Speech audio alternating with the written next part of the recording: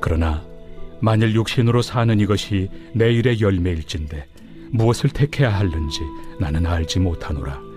내가 그 둘 사이에 끼었으니 차라리 세상을 떠나서 그리스도와 함께 있는 것이 훨씬 더 좋은 일이라 그렇게 하고 싶으나 내가 육신으로 있는 것이 너희를 위하여 더 유익하리라. 내가 살 것과 너희 믿음의 진보와 기쁨을 위하여 너희 무리와 함께 거할 이것을 확실히 아노니 내가 다시 너희와 같이 있으므로 그리스도 예수 안에서 너희 자랑이 나로 말미암아 풍성하게 하려 함이라. 오직 너희는 그리스도의 복음에 합당하게 생활하라. 이는 내가 너희에게 가보나 떠나 있으나 너희가 한 마음으로 서서 한 뜻으로 복음의 신앙을 위하여 협력하는 것과 무슨 일에든지 대적하는 자들 때문에 두려워하지 아니하는 이 일을 듣고자 함이라. 이것이 그들에게는 멸망의 증거요 너희에게는 구원의 증거니 이는 하나님께로부터 난 것이라. 그리스도를 위하여 너희에게 은혜를 주신 것은 다만 그를 믿을 뿐 아니라 또한 그를 위하여 고난도 받게 하려 하심이라. 너희에게도 그와 같은 싸움이 있으니 너희가 내 안에서 본 바요 이제도 내 안에서 듣는 바니라. 오늘 말씀 바로 앞에 나오는 이 10절에 보시면은요, 나의 간절한 기대와 소망을 따라 아무 일에든지 부끄러워하지 아니하고 지금도 전과 같이 온전히 담대하여 살든지 죽든지 내 몸에서 그리스도가 존귀하게 되게 하려 하나니 라고 말하고 있습니다. 그러니까 이 바울의 삶의 가장 중요한 목표는 바로 예수 그리스도였던 것이죠. 그래서 21절에 이는 내게 사는 것이 그리스도니 죽는 것도 유익함이라. 즉 예수님이 알려질 수만 있다면 내가 죽든지 살든지 그거는 크게 중요하지 않고 신경도 쓰지 않는다라는 것이죠. 그만큼 이 바울은 예수님을 향한 그런 삶을 살아가고 있는 것이 명확하게 드러나고 있는 그런 사람입니다.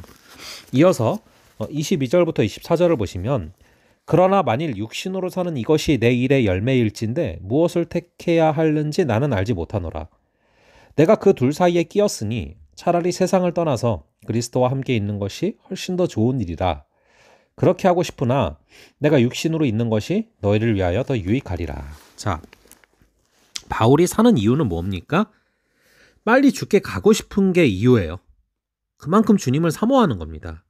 하지만 그럼에도 불구하고 아직까지 이 땅에 남겨져 있는 이유는 무엇이라고 말을 하고 있습니까? 내가 육신으로 있는 것이 너희를 위하여 더 유익하리라. 즉 아직 복음을 전해야 할 사명이 남아있기 때문에 아직 이 땅에 있는 것이다 라는 것을 말을 하고 있는 것이죠. 자, 우리가 어떤 일을 당하든지요, 하나님께서 어떤 이유가 있어서 우리를 그 상황 가운데 두셨다라는 걸 느끼게 될 때가 많습니다. 제가 들었던 어떤 간증들을 좀 잠깐 말씀을 드리면은요, 어떤 한 권사님께서 이제 병원에 입원을 하신 거예요. 병원에 입원을 하셔서 정말 이제 큰 어떤 아픔과 또 고통을 겪게 되셨는데 그 병원에 같이 있었던 분을 전도할 수 있는 기회를 얻게 된 거예요. 자, 그런 과정을 통하여서 또 영혼을 구원하고 또 영혼에게 복음을 전하는 그런 간증을 들었던 적이 있는데요. 하나님께서 그렇게 우리를 어떤 상황 가운데 이끄실 때 그 상황을 통해서 예수 그리스도를 증거하고 전파하게 하시려고 그런 상황 가운데 우리를 이끄실 때가 있다라는 것입니다. 그래서 우리가 예수님을 믿고 나면요, 그때부터 이제 우리 삶의 모든 순간들이 해석이 되기 시작을 해요. 어떤 고난도, 어떤 역경도, 결국 이것이 이것 때문이구나, 이래서 그랬구나, 이런 것들이 해석이 되는 것이 바로 우리가 믿음이 가져다주는 유익이다라고 말을 할 수가 있죠. 25절에 보시면 내가 살 것과 너희 믿음의 진보와 기쁨을 위하여 너희 무리와 함께 거할 이것을 확실히 아노니 내가 다시 너희와 같이 있으므로 그리스도 예수 안에서 너희 자랑이 나로 말미암아 풍성하게 하려 함이라. 오직 너희는 그리스도의 복음에 합당하게 생활하라. 이는 내가 너희에게 가보나 떠나 있으나 너희가 한 마음으로 서서 한 뜻으로 복음의 신앙을 위하여 협력하는 것과 라고 나오고 있습니다. 자, 우리는요, 엄밀하게 말하자면 이중국적자입니다. 하나님 이 세상에 살지만 하나님 나라의 시민이죠. 그렇다면 하나님 나라의 시민답게 살아라. 그것이 바로 27절입니다. 그리스도의 복음에 합당하게 생활을 하라 라고 말을 하고 있는 것이죠.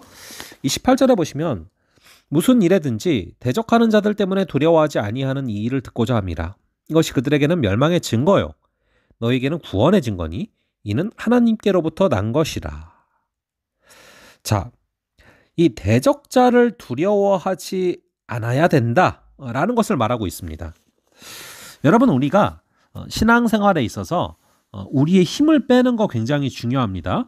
근데 우리의 힘을 빼는 것으로 끝나는 것이 아니라 그 빈자리에다가 하나님의 권능과 능력으로 채워 넣어야 돼요.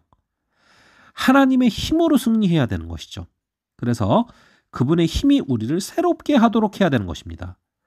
그럴 때 우리는 대적하는 자들 때문에 두려워하지 아니할 수가 있는 것이죠. 그래서 여러분, 우리는요, 이 땅 가운데 또 치열하게 싸워가야 할 때가 있다는 걸 기억을 해야 됩니다. 우리 주님께서는 여호수아에게 가나안 땅을 주셨고 그 땅을 쟁취하라고 하셨습니다. 그럴 때 그 땅을 쟁취하는 과정 가운데 내 힘이 아니라 하나님의 힘으로, 내 방법이 아니라 하나님의 방법으로 싸워서 얻어내야 되는 것이죠. 그래서 나의 어떤 힘을 뺄 뿐만 아니라 주님 주시는 힘으로 무장해서 또 이 땅을 정복해 나가야 될 사명이 우리에게 있다라는 것입니다. 마지막으로 29절 30절 보시면은요. 그리스도를 위하여 너희에게 은혜를 주신 것은 다만 그를 믿을 뿐 아니라 또한 그를 위하여 고난도 받게 하려 하심이라. 너희에게도 그와 같은 싸움이 있으니 너희가 내 안에서 본 바요 이제도 내 안에서 듣는 바니라. 자, 이 바울은요 감옥에 있는데요.